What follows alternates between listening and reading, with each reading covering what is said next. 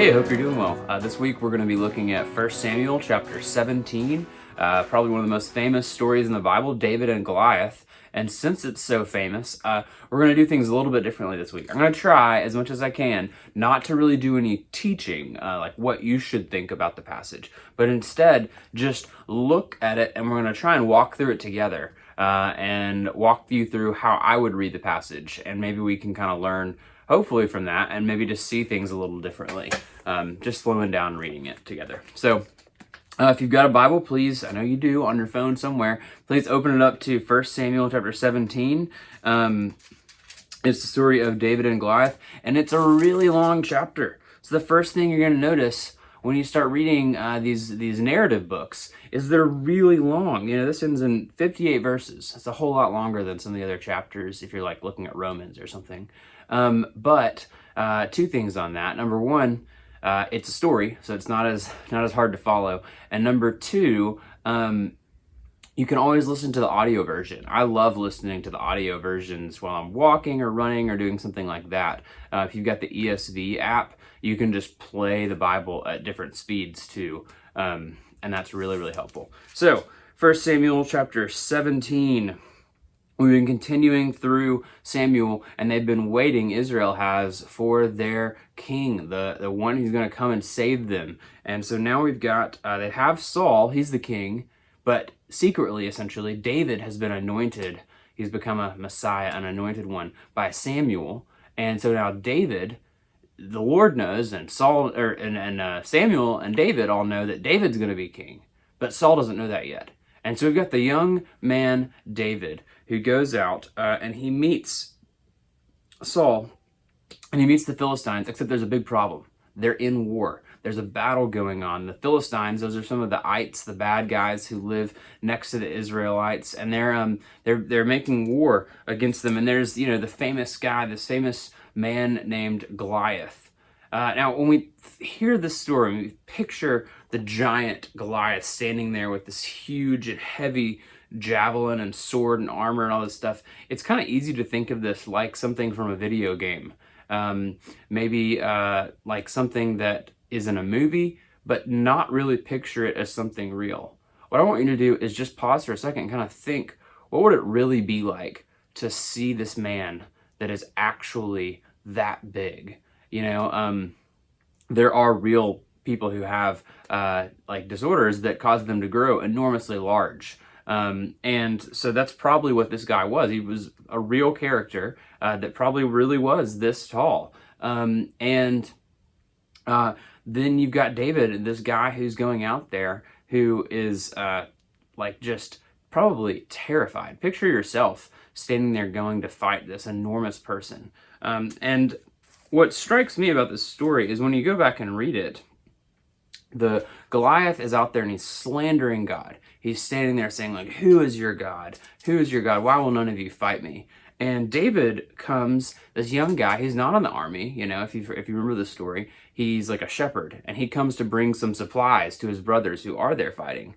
And they've been standing there waiting day after day for Goliath essentially to be defeated. And David hears Goliath taunting the Lord and says, like, who does this guy think he is? How can he taunt the Lord our God and yet not die? Like, somebody's got to kill him. And they're like, that's a good point. And it's just, think about yourself in that situation.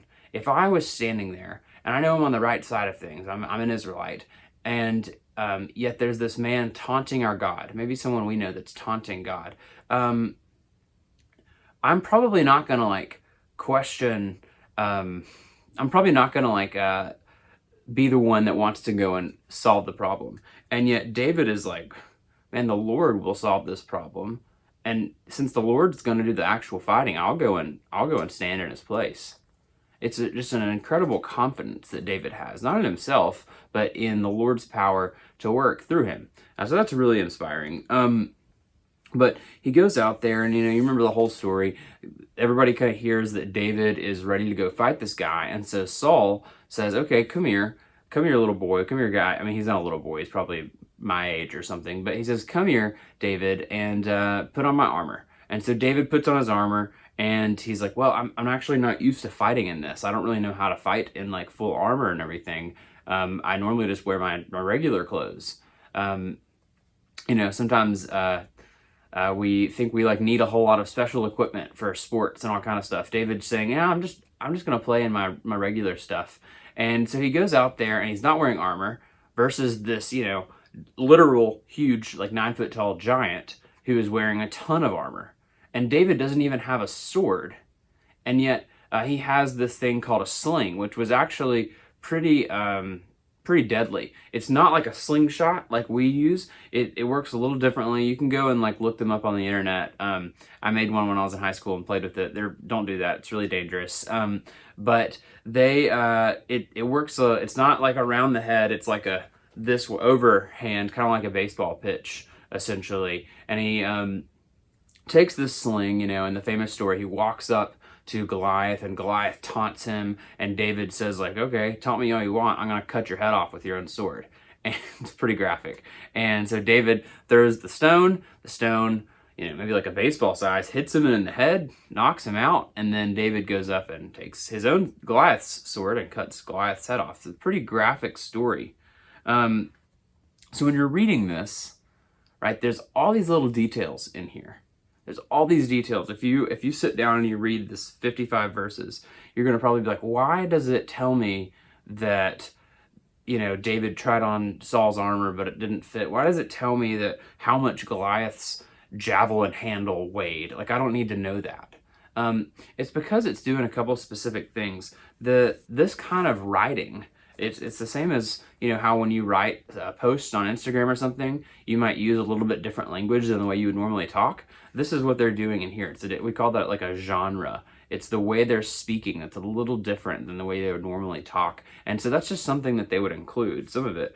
The other thing is, normally these biblical stories, they don't actually tell us what the point is. So it tells us all about David. It tells us all about Saul and all about Goliath. It doesn't actually have a section at the end that says, like, this is what it means. It leaves that up to you. And so you've got to sit there and ask and wonder, like, what does this story mean?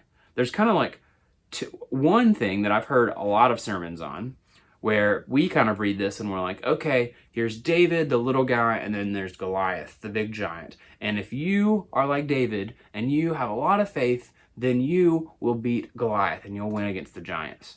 And that's probably true, and that is good, and I don't think it's like wrong, but I think the main point, if you go and actually read Samuel, the whole book, it's not about me being David. The whole story is that I'm not David, is that you are not David. The Israelites are not David. The whole book of Samuel is them searching for a king. Who's better than us? Like, who's the hero that we need? Where is the king? And in this story, we start seeing that David, this shepherd guy who doesn't wear armor, who doesn't have a sword, is actually the king that they need. Throughout the whole book. So this is something that you're only going to get by reading the whole book at a time, essentially. And like maybe over a couple weeks or something, maybe on audiobook, it'll only take, like an hour or so. Not a whole lot of time while you're walking or riding around or whatever. But it's in the whole book, they're searching for a king. And so the point, I think, of this story is not that I can be like David and kill the Goliaths, but actually that I am not always as brave as David. And yet God sends people like David, people who we wouldn't look for, who I wouldn't expect. I'm probably more like Saul in this story. I'm going to be like, well, you need the right tools for the job, you need the right equipment, and then maybe you'll stand a chance, but not really, because he's a giant. And instead, the Lord uses people like David, people who don't use the tools we think they should, who don't work and operate the way we would, and yet they do God's work for us. There's so many operations and examples like that of people working in God's kingdom, people being saved, not by what we think would be really helpful, but by God working. And so I think, I said I wasn't going to teach too much, but I think one of the challenges in this passage is for us to re-examine our lives and look and see, like, spiritually, sometimes we really tend to lean on certain tools for doing spiritual things. Maybe it's a morning devotional that you're like, well, I really need to do that devotional in order to grow spiritually. Maybe it's a certain way we pray. Maybe it's a certain way we do evangelism. It could be even good things, like, all those are good things, but it could be really good things, like going to church and we're like, I really need to do it this way for it to work. I think one challenge in this passage is that God works in ways that maybe we're not looking for. And so one aspect is for us to look for God to work in unexpected ways, out of the ordinary. And sometimes those are the ways he works the most. I don't know if that's the main point, but it's definitely one that I'm taking away. But yeah, I want to just challenge you this week. Read this story. It's not that long. It'll take you 5 minutes. And picture yourself in David's shoes, picture yourself in Saul's shoes, but really just picture it as a real thing that really happened, because it did. Sure, there's a lot of kind of weird details in there, and they're selected with an air to like show us what's true, but also what's kind of important. So think about that, but really just read it and try and think about this. Sometimes it's hard, especially with these big stories, to picture them as true things that really happened and not just as like mythic tales or something. But take some time this week and check this story out and see, what does it mean to you? That's really what we're after here, is not what does it mean for Garrett to Garrett, but what does it mean for you as you read God's Word? Because honestly, you're going to have a whole lifetime of reading God's Word, and learning to do that is way more important than remembering what Garrett said or something, or some other teacher said about a couple of passages. So, hope you guys have a great week.